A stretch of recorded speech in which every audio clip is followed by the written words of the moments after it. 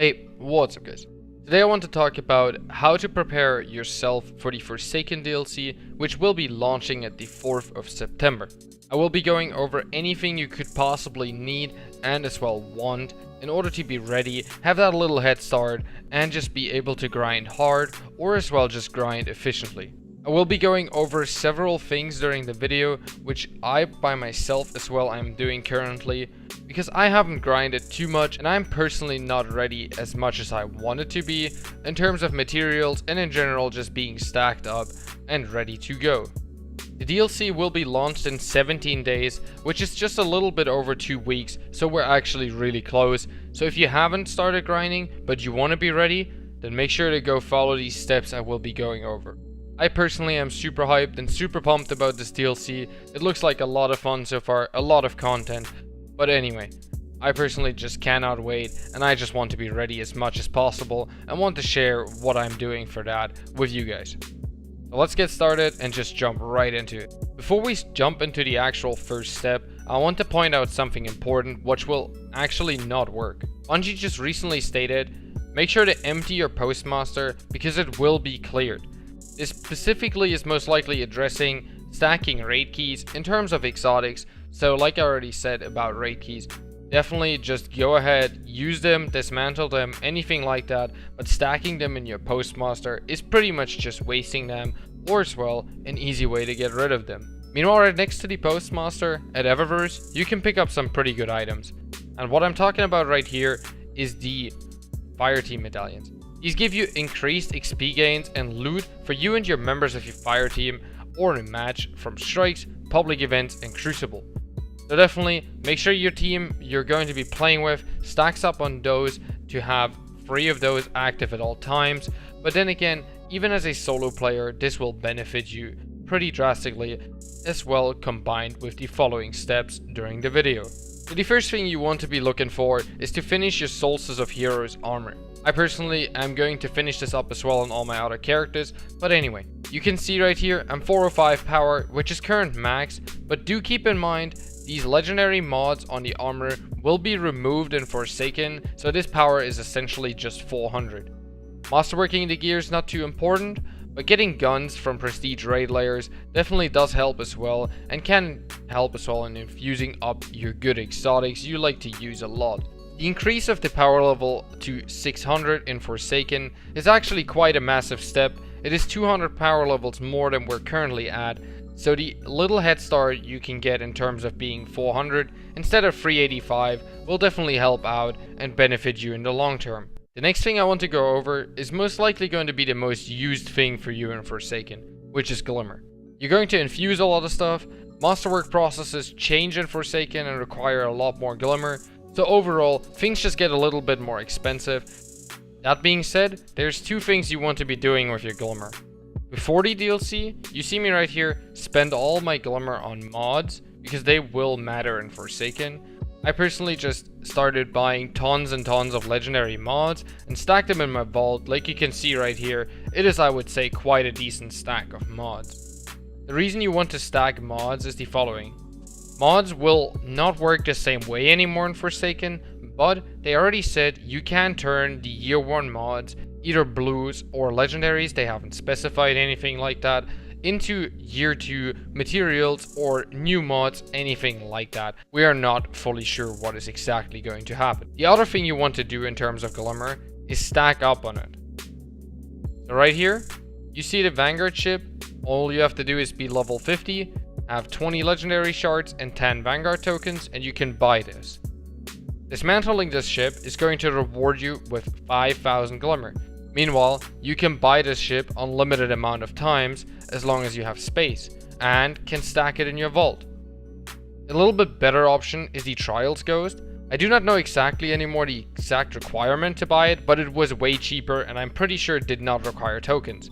Meanwhile, it still rewards you with 5,000 Glimmer, so either of those 2 options are your best bet in order to stack up on Glimmer and just have that ready in your vault.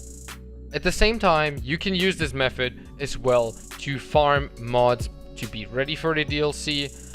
In this scenario, I would recommend using the Trials Ghost because it's cheaper to buy, but anyway, I spoke about fireteam medallions before, and they will benefit you later on. So this is going to be part of it, which is going to be bounties. You want to make sure to pick up all your bounties every day whenever you play, because they're really easy to complete, the strike ones specifically, but then again the crucible ones may take you like 2 at most 3 games.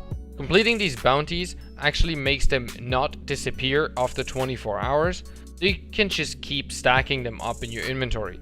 Meanwhile, you cannot pick up duplicates, so once you've completed a specific bounty, you have to wait for other ones to come around. If you stack up on enough bounties, you'll be able to probably have like 30 to 40 bounties done, and I would reckon this is going to be around 2 levels you can get just by turning in bounties. So the DLC hits, you form your fire team, pop 3 fire team medallions, and just instantly turn your bounties in while doing a public event or anything like that where you get the increased gain from the medallion. I personally think these bounties are definitely going to be a very easy head start in terms of leveling and getting that level 50 cap. The next important thing in line for me is talking about retired guns and in general retired items. Every single year 1 vendor item will not be obtainable anymore the way you know it. They said a few of them will return with random rolls and be updated for the year 2 status, but a few of them might just not be obtainable at all anymore. So right here, for example, you see me having 3 curtain calls with 1 of each burn. The reason for that is going to be the collection. Bungie's coming out with a collection system where you can print out all guns you've obtained in year 1. Meanwhile, they are going to have a set roll. With the massive increase of vault space, you can easily fit in a few of your favorite guns with each archetype to make sure you have 1 of each burn. Such top tier guns in my opinion are for sure Curtain Call, other things like the Raid Pulse Rifle, Inaugural Address, and just in general personal preferences like Scout Rifles and SMGs, any sort of auto rifles, whatever you like. Important note, the Ikelos shotgun will switch to solar no matter what, so if you have several of them, I would still most likely keep them because the shotgun is extremely powerful, will move to the energy slot, and that means you can have 1 on each character, for example. The next thing you want to stack up on is actually fairly easy. The next thing is going to be tokens and gunsmith materials. Gunsmith materials, and specifically Vanguard tokens and Crucible tokens, and of course Masterwork cores. Vanguard tokens are by far the easiest to farm and as well give you a lot of gunsmith materials at the same time.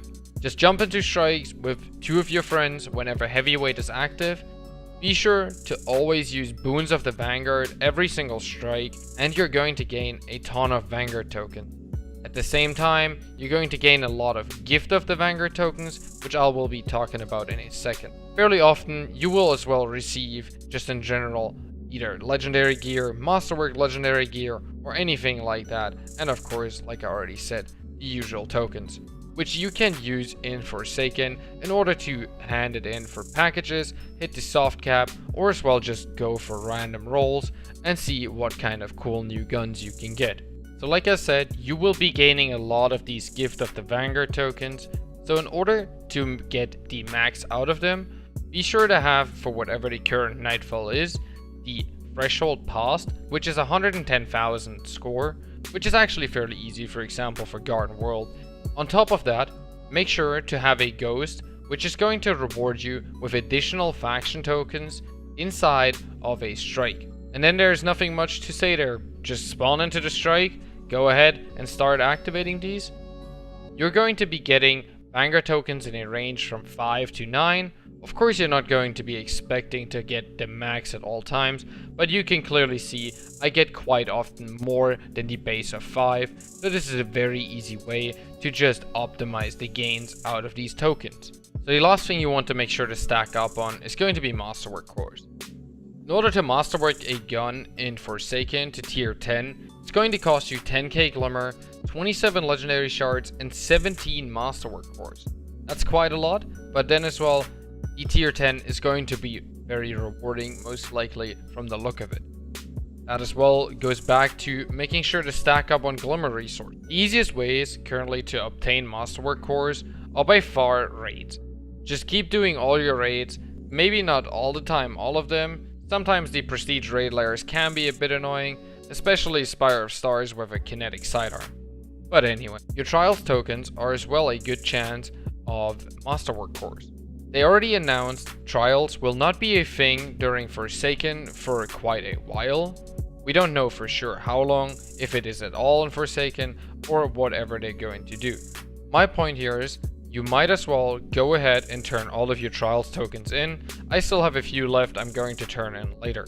This brings us to the very final part, which is going to be more, in my opinion, for the hardcore grinders and people who are looking to put a lot of time into it and want to be literally prepared as much as physically possible. I am talking about planetary materials such as Dusk-like Shard, Seraphites, and anything like that from all planets. In order to farm these very efficient, you want to make sure to have a ghost for whichever planet you're on, to have the caches and as well the materials shown in 30-meter range, and to make it a lot easier as well, use Top Tree Night Stalker with Keen Scout. And the very last thing you want for this farm is to have a sniper rifle. This is the main important point. As you can see right here, I, without scoping in, just see one single item. But when I scope in, I see everything on the entire map, either behind or in front of me, and can just start scouting it out and can just run around and easily collect them.